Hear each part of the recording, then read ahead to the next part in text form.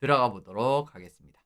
정식 명칭은 월드 주니어 챔피언십 미국 미네소타. 예, 이번에 미네소타 주에서 열리는 대회예요. 지난 거에 이제 오타와 그죠? 그랬었죠. 이제 이런 느낌이고 하는데 월드 챔피언십 같은 경우에는 사실은 좀 다개국이 개최를 하는 뭐 그런 거 많이 보셨죠. 사실 규모가 훨씬 더 큰 대회이고 그리고 유럽에서 이제 또 월드 챔피언십 같은 경우에는 굉장히 수요가 있는 대회라서 이제 그런 식으로 하는 건데 월드 주니어 챔피언십에 이제 보통은 뭐냐 같은 주에서 이제 도시 두 개에서 한다라든가 뭐 그런 식으로 요즘에 많이 합니다. 그래서 캐나다에서도 레드디어랑 에드먼턴에서 한 적이 있고요. 지난번 오타와도 그런 식으로 하지 않았나? 갑자기 정확하게 생각이 안 나는데 이번에 미네소타도 똑같습니다. 미네소타도 두 개의 도시에서 열리게 되고 두 개의 도시라기보다는 이제 두 개의 링크에서 열리게 된다라고 보시면 좋을 것 같고요. 경기 일정 및 경기 일정은 12월 26일부터 이게 현지 시각입니다. 그렇기 때문에 우리 시각으로는 플러스 1일 해주시면 되고 12월 27일부터 1월 6일까지 우리 시각으로 현지 시각으로는 11월 26일부터 1월 5일까지 이렇게 진행이 된다라고 바라보시면 좋을 것 같습니다.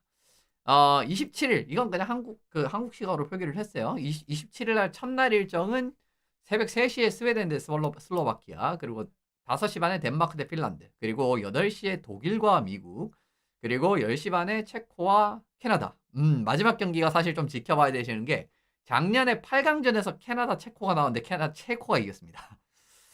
이제 그런 그림이 나왔기 때문에 캐나다가 아무래도 좀 벼르고 있을 거고요. 캐나다가 첫 두 경기가 체코랑 라트비아거든요. 근데 라트비아한테도 작년에 졌단 말이에요. 그렇기 때문에 이번에 이제 좀 빡세게 서력을 할 거라고 이렇게 생각을 하고 있을 거고요. 이제 그런 부분에서 바라보시면 좋을 것 같고 사실 나머지 경기는 조금은 차이가 날 가능성이 큽니다. 이제 전에도 자주 이제 후토크라든가 이런 데서 말씀을 드리지만 아이스하키라는 종목은 티어가 차이가 날수록 실력의 차이가 사실 생각보다 굉장히 크게 나는 스포츠 중에 하나입니다. 정말 생각보다 정말 크게 나는 스포츠 중에 하나거든요. 그래서 그런 부분 시각적으로 바라보시면은 내일 뭐 체코 대 캐나다도 사실은 좀 일방적으로 캐나다가 좀 짓누르는 그런 느낌의 경기가 나오는 케이스도 좀 있어요. 이런 그림이기 때문에 어쨌든 뭐 10시 반 정도요. 어차피 내일 NHL도 없잖아요. 한번 보시면 좋지 않을까 싶고요. 새벽 3시부터 쭉 팔로잉 하시긴 힘들지 않을까 싶은데 뒤에 말씀드렸듯이 이제 뭐 공식적으로 보실 수 있는 루트가 생겼기 때문에 그 루트 활용하시면 좋을 것 같습니다. 개최지는 그랜드 카지노 아레나와 3M 아레나 마리우치라는 이제 곧 요 두 가지의 링크에서 개최를 하게 되는데 그랜드 카지노 아레나는 이제 엑셀 에너지 센터였었는데 이름이 바뀌었죠. 예, 미네소타 와일드의 홈구장입니다. 그리고 3M 아레나 마리우치 같은 경우에는 미네소타 대학교 그죠? 이제 여기에서 이제 홈구장이라고 보실 수가 있는데 거리가 그렇게 멀지가 않아요. 네. 거리가 그렇게 멀지가 않습니다. 차 타고 한 15분 거리이기 때문에 뭐 금방. 그래서 아까 이제 처음에 제가 두 개의 도시라고 했다가 말을 이제 정정을 했던 게 그런 이유 때문이고요. 어쨌든 그 부분은 확인하실 수가 있고요. 개최지 특이사항 같은 경우에는 4강전부터는 그랜드 카지노 아레나에서 개최가 됩니다. 일반적으로 이런 식으로 개최가 돼요. 그러니까 양국에서 펼쳐진다고 할지라도 뭐 한 4강전부터는 결국은 뭐 스웨덴에서 한다라든가. 작년 월드 챔피언십이 그랬잖아요. 그죠? 스웨덴 덴마크 공동 개최였는데 덴마크에서 이제 8강까지 진행을 하고 이제 4강전부터는 이제 아비치 아레나에서 쭉 하고 이제 그런 식으로 보통 진행이 됩니다. 여기도 마찬가지고요. 4강전부터는 그랜드 카지노 아레나 더 좋은 경기장에서 펼쳐지게 되네요.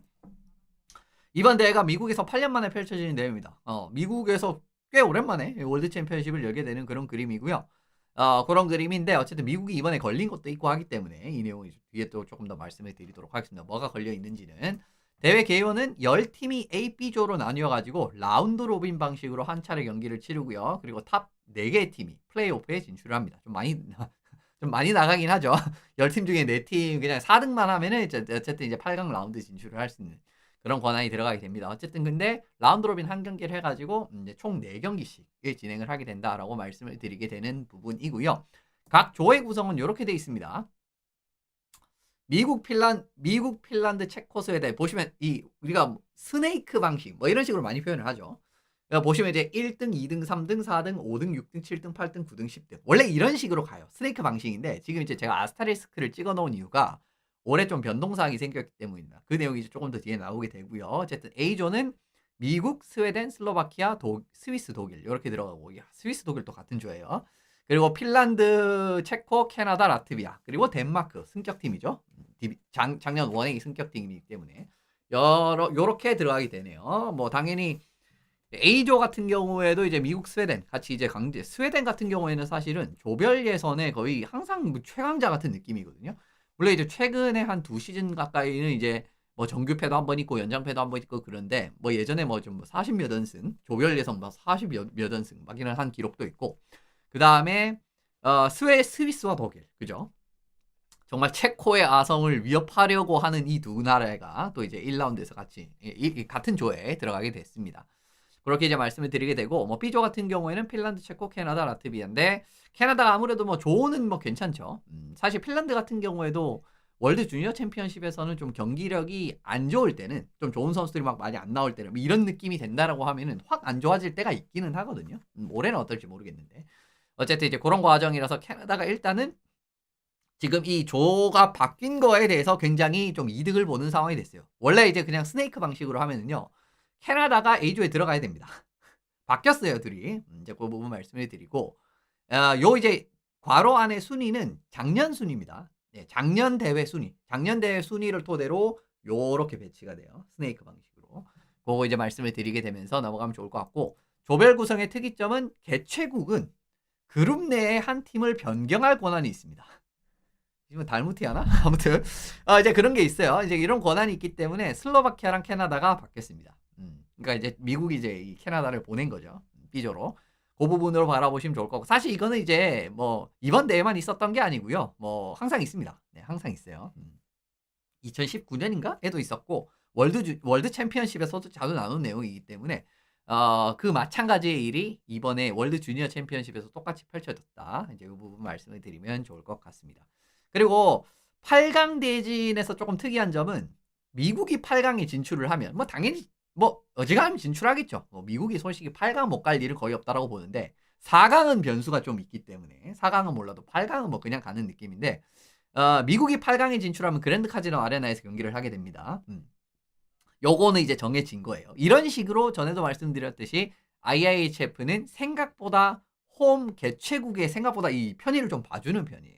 예전에도 제가 그래가지고 뭐 우리나라 디비전 1B 같은 경우에도 이번에 개최를 하는 게 좋지 않나? 라는 느낌으로 가면은 이제 개최를 하면은 예를 들면은 막 무조건 이제 저녁 경기로 할 수 있다라든가 그런 느낌이 좀 편의가 봐지는 편이거든요. 근데 어쨌든 뭐 그거는 그거고, 이번에 이제 이번 대회 같은 경우에도 미국이 8강 진출하면 그랜드 카지노 아레나에서 경기를 한다라는 거, 이제 이게 8강의 특이점이고요. 4강 같은 경우에는 시드 재배정이 됩니다. 왜냐면 뭐 업셋이 발생하고 그런 느낌이 될 수가 있을 거 아니에요. 그렇게 되면은 이제 시드 뭐 그렇게 안 돼도 시드가 재배정이 돼가지고 뭐 강팀, 약팀, 그러니까 상대적으로 성적이 좋은 팀, 상대적으로 성적이 나쁜 팀이죠. 그렇게 이제 4강 대진이 짜지게 됩니다. 뭐 이런 내용들은 사실은 이번에는 이제 리뷰 같은 걸 좀 빡세게 할 거기 때문에 뭐 다 그때도 한 번 더 말씀드릴 예정이고요. 4강 대진에도 특이한 점이 또 있는데, 뭐가 특이한 점이 있냐면요, 미국이 4강에 진출하면은 15시 30분 경기가 미국이 배정이 되게 됩니다. 그죠? 아까 제가 말씀드렸던 그 시간 배정, 그 이야기죠. 그리고 캐나다가 만약에 8강 진출하면은 미국이랑 붙으면 이제 15시 30분 경기 들어가는 거고요. 근데 이제 미국이랑 이제 대진이 안 펼쳐지면은 19시 30분 경기 고정이 되게 되는 그런 그림이 되게 돼요.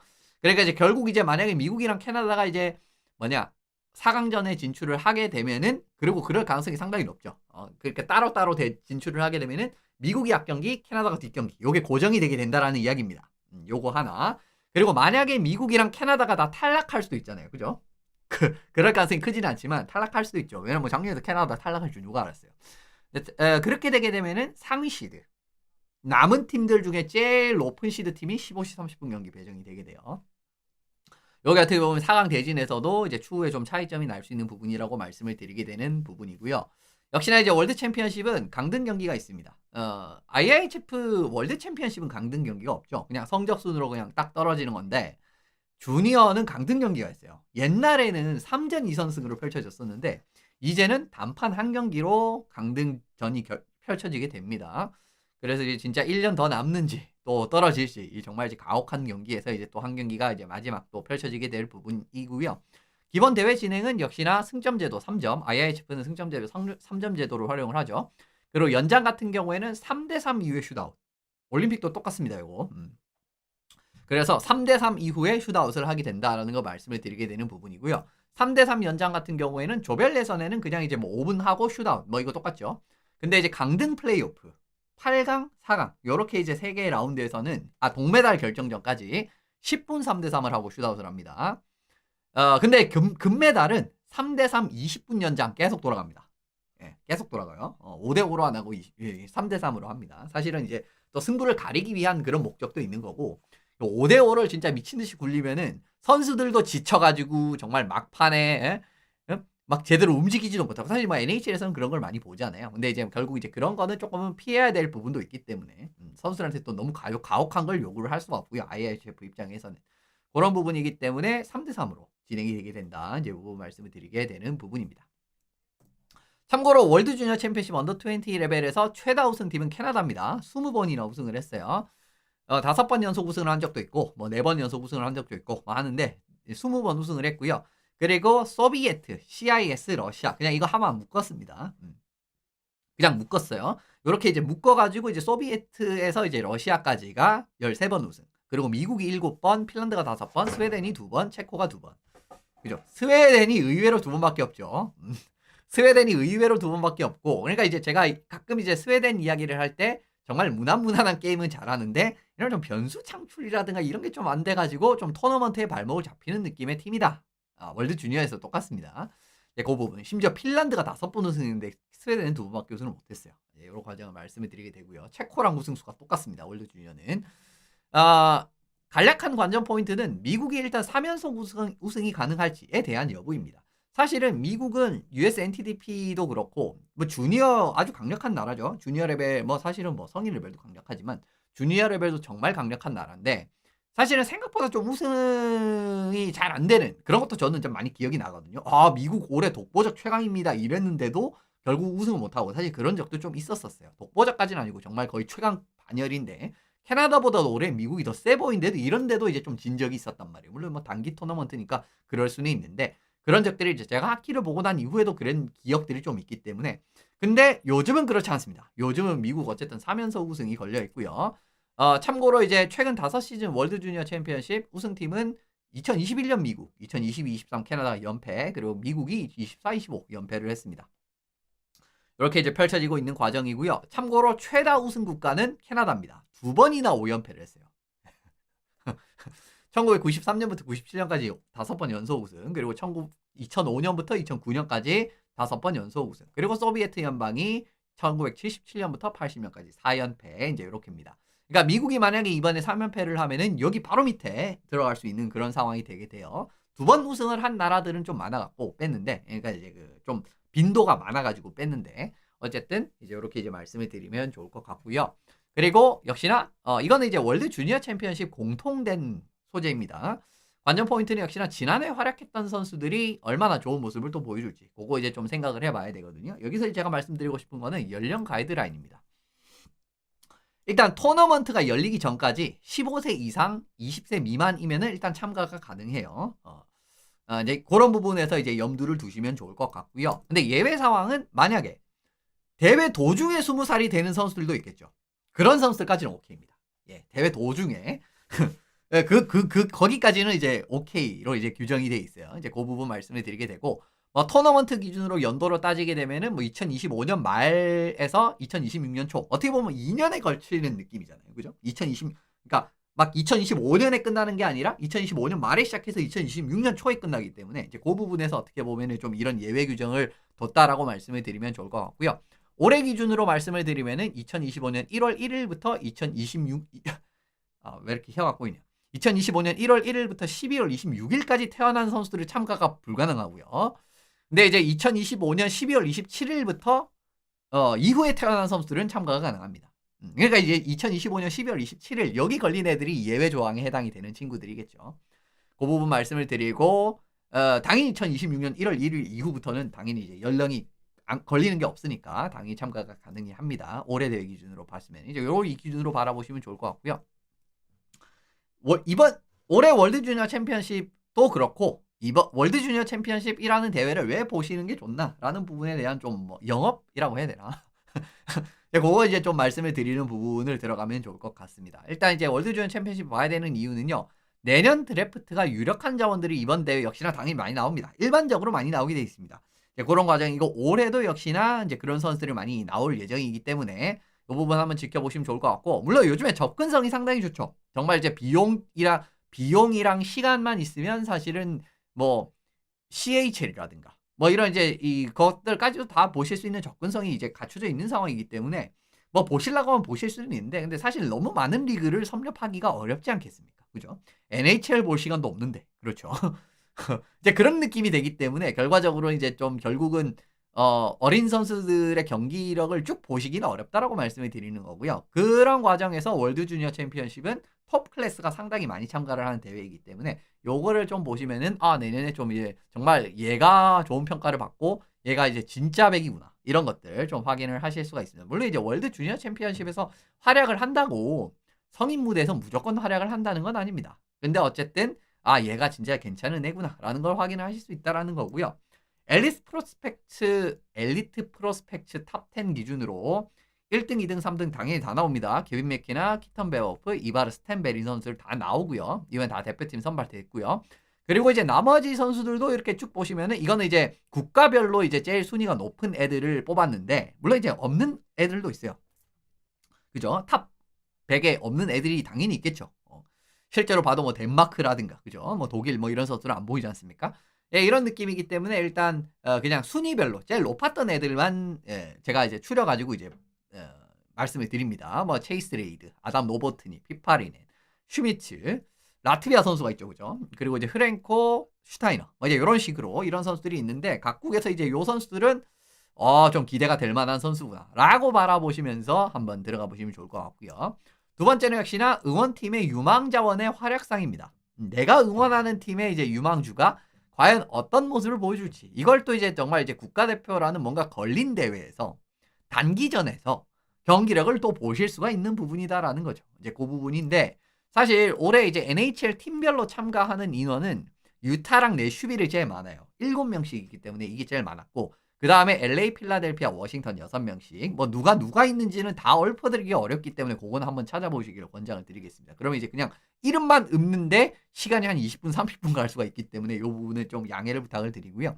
그리고 이제 애너하임, 디트로이트, 몬트리올, 아일랜더스, 세너제이가 5명씩, 그리고 버펄로, 시애틀이 4명, 보스턴, 시카고, 댈러스, 템파베이가 3명씩. 이제 이렇게 NHL 팀별로 참가 인원들이 나눠져 있고, 특히 이제 어떻게 보면 내슈빌이나 유타 팬분들은 좀 더 이제 좀 애착이 갈 만한 그런 대회라고 바라보시면 좋을 것 같고요. 워싱턴 같은 경우에도 의외로 이제 다른 팀들보다 더 그런 이제 이런 부분 확인을 하실 수가 있죠. 그리고 요거는 국가별로 NHL 드래프트가 된 선수, NHL 권리를 어쨌든 가지고 있는 선수들을 열거를 한 건데, 미국이 제일 많았습니다. 미국이 22명으로 제일 많았고요. 그리고 캐나다는 21명, 그리고 스웨덴이 17명, 핀란드가 14명. 뭐 원래 어디 하나 더 들어가야 될 나라가 하나 안 보이긴 하는데 기분 탓입니다. 어쨌든. 그리고 체코가 6명에다가 스위스가 4명, 독일, 슬로바키아, 라트비아 각각 3명, 2명 뭐 이렇게 돼 있고, 덴마크가 1명이에요. 이래서 결국은 이제 요 부분에서도 바라보실 수 있는 거는 역시나 미래의 스타들. 일단 NHL에 정말 탑 클래스급도 많이 있고요. 그리고 이제 미래에 정말 스타가 될 법한 선수들이 또 대표팀으로 선발이 됐기 때문에, 특히 이제 뭐 정말 이렇게 많이 뽑힌 선수들은 조만간 이 이름들을 NHL에서 들을 가능성이 상당히 높습니다. 이제 그 부분까지 좀 메리트가 있다라고 말씀을 드리고요. 마지막으로 한치 앞을 알 수 없는 전개. 경기가 정말 한치 앞을 알 수가 없습니다.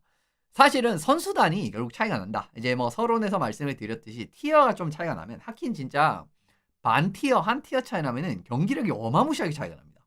진짜 손도 못 쓰고 끝나는 게임들이 많아요. 한 티어 정도만 차이가 나도. 그런 게임들도 꽤 있습니다. 그래서 압도적인 경기도 사실 많이 나오거든요. 정말 압도적으로 그냥 이제 무난하게 그냥 쭉 끝나는 그런 느낌의 게임도 많이 나오는데, 사실 어린 선수들은 멘탈이 완벽하지가 않잖아요. 그죠?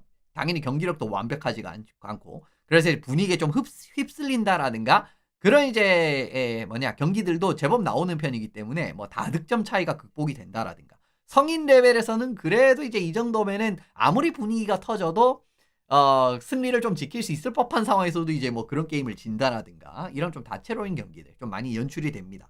사실 뭐 고교 야구라든가 이런 것도 좀 그런 매력 때문에 보시는 분들이 많잖아요. 그 느낌으로 접근을 하셔도 틀리지는 않지 않을까라고 말씀을 드리면서 이렇게 마무리를 짓고, 그럼 어디서 볼 수 있나? 예, IIHF TV에서 보실 수가 있습니다. 가격은 20유로로 책정이 되어 있고요. 물론 좀 비싸다고 느끼실 수 있는데 저는 경기의 질이라든가 이런 부분을 감안했을 때는 충분히 지불 금액 가치를 하는 수준이다라고 감히 말씀을 드립니다. 그래서 뭐 웬만하면은 추천을 드리고요. 물론 이제 조만간 NHL이 다 시작을 하기 때문에 결국 이제 조금은 살짝 관심도가 좀 떨어질 수도 있습니다만은 어쨌든 국내에서 공식적으로 볼 수 있는 루트가 생겼다라는 점. 한국은 지역 제한에도 해당이 없습니다. 당연히 이제 이 지역 중계권을 가지고 있는 뭐 캐나다라든가 미국 같은 경우에는 IIHF TV에서 결국 이제 지역 블락이 돼 있거든요. 근데 한국은 지역 제한이 없기 때문에 당연히 이제 좀 애석한 일이지만 월드 주니어 챔피언십을 중계 방송하려고 중계권을 딴 데는 없죠. 그런 데는 없죠. 좀 애석한 일이지만 어쨌든 이제 지역 제한이 해당이 없으니까 그냥 20유로 되면은 모든 경기를 다 보실 수가 있고요. 그리고 당연히 전중계 생중계 플러스 아카이빙까지. 그러니까 오늘 경기 좀 놓쳤다라고 하시면은 뒤에도 보실 수가 있기 때문에 한번 즐겨보시면 좋을 것 같습니다. 어쨌든 오늘 이제 원어원 같은 느낌으로 좀 개괄적으로 간략하게 이번 대회라든가 뭐 매력 포인트라든가 좀 지켜볼 부분 이런 것들 말씀을 드렸는데, 원래 이제 뭐 팀별로 해가지고 이제 빠릿하게 이렇게 진행을 해야 합니다만은 뭐 제 이제 좀 능력이 좀 부족한 부분 좀 양해를 부탁을 드리고요. 어쨌든 이번 대회는 조금 더 타이트하게 제가 커버리지가 들어갈 예정이기 때문에 라이브 코멘터리를 좀 할 것 같고요. 게다가 이제 뭐 대회 리뷰 이런 것도 좀 하지 않을까 싶습니다. 그래서 당분간은 이제 주니어 체제로 좀 들어간다. 물론 NHL도 안 하지 않을 겁니다. 안 하지 않을 건데 당분간은 이제 요거 체제로 들어가고, 그리고 파워 랭킹도 아마 이제 다음 주는 좀 쉴 가능성이 높아요. 이제 그 부분 양해를 드리면서 오늘 내용은 마무리해 보면 좋을 것 같습니다.